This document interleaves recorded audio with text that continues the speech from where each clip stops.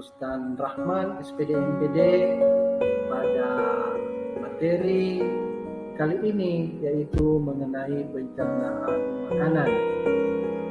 Di mana pada sistem pencernaan manusia bisa kita lihat pada video berikut ini.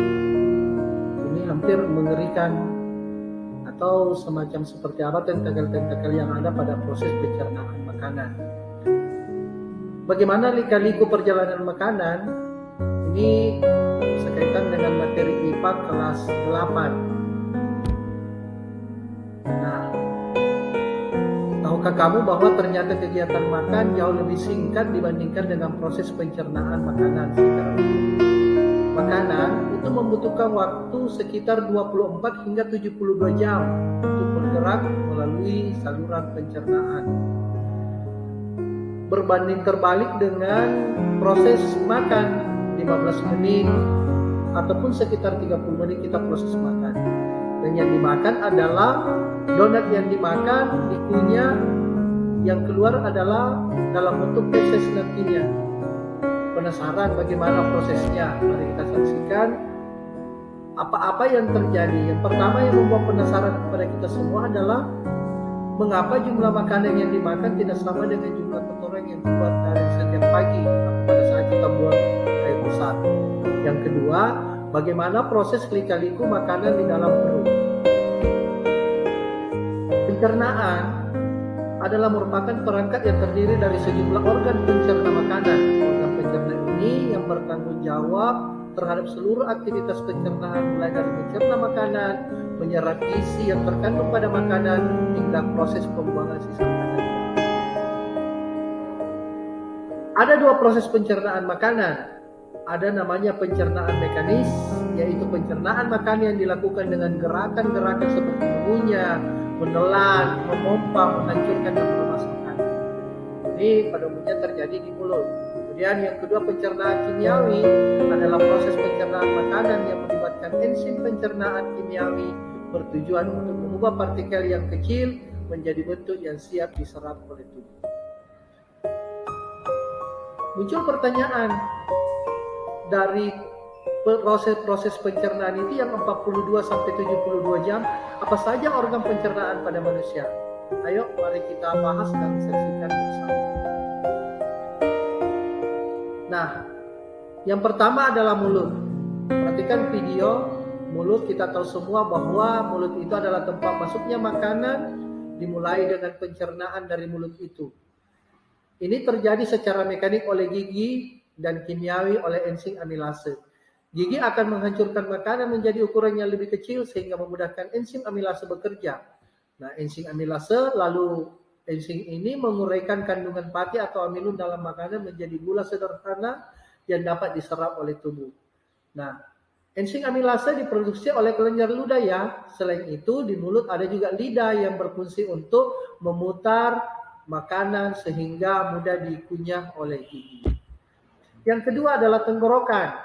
Nah, tenggorokan itu atau faring adalah merupakan proses pencernaan makanan yang menghubungkan antara mulut dengan kerongkongan atau esophagus. Makanan yang ditelan dari mulut masuk melalui faring, kemudian diteruskan ke kerongkongan.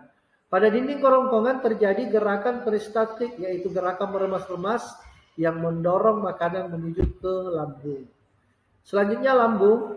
Lambung ini terjadi proses pencernaan kimiawi. Makanan dicerna melalui enzim dan getah lambung yang dihasilkan oleh sel kelenjar dinding lambung. Ada dua getah lambung, yaitu pepsin dan asam klorida. Yang selanjutnya adalah pankreas, hati, dan empedu. Hati di sini, hati, ya banyak yang punya hati. Nah, semua punya hati ya. Organ pelengkap dalam sistem pencernaan karena akan membentuk cairan empedu yang diperlukan untuk proses pencernaan lemak. Kemudian pankreas berfungsi untuk memproduksi enzim pencernaan yang mencerna karbohidrat, protein, dan lemak yang menghasilkan senyawa bikarbonat yang akan menetralkan makanan dari lambung yang sifatnya asam sehingga tidak melukai dinding usus halus. Yang selanjutnya adalah usus halus. Nah, usus halus ini adalah satu organ pencernaan yang paling panjang, sekitar 6-7 meter kurang lebih. Nah, usus halus ini dibedakan lagi menjadi 3, yaitu ada namanya usus 12 jari, usus kosong dan usus penyerapan. Ini letaknya dapat dilihat pada videonya yang berwarna merah berada di antara lambung dan usus besar. Selanjutnya adalah usus besar. Yang berwarna kuning pada video itu adalah usus besar yang terhubung dengan usus halus.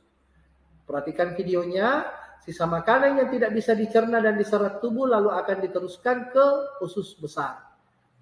Nah, inilah fungsinya usus besar yang membusukkan sisa makanan tadi membentuk feses yang dibantu disebut dengan bakteri Escherichia coli. Yang terakhir adalah anus. Anus ini berfungsi sebagai tempat pembuangan zat sisa makanan atau feses. Ini adalah bagian terakhir zat sisa makanan yang dibuang. Jadi, menurut kamu, kira-kira di bagian mana organ pencernaan yang menggunakan waktu paling lama? Nah, betul. Tadi sudah disampaikan berada pada usus halus karena panjangnya adalah 6-7 meter. Kira-kira bagaimana akibatnya jika sistem pencernaan ada yang terganggu salah satu organ yang disebutkan tadi? Nah, bisa dicari di internet atau di bukunya apa penyakit-penyakitnya yang akan kita bahas nanti selanjutnya. Quiz. Yang pertama adalah jelaskan proses terjadinya pencernaan makanan secara mekanik. Jadi silakan dijelaskan. Yang kedua, di bagian organ mana proses pencernaan makanan yang paling lama. Kemudian ketiga, bagaimana cara kita mensyukuri nikmat sehat pencernaan tubuh kita. Silakan tulis di kolom komentar dan dapatkan nilai dari guru kalian. Selanjutnya, terima kasih. Itu yang saya sempat sampaikan pada sistem pencernaan. Sampai jumpa pada video selanjutnya. Saya Rustan Rahman dari Edukasi Guru Maca. Salam sehat, salam maca. Assalamualaikum warahmatullahi wabarakatuh.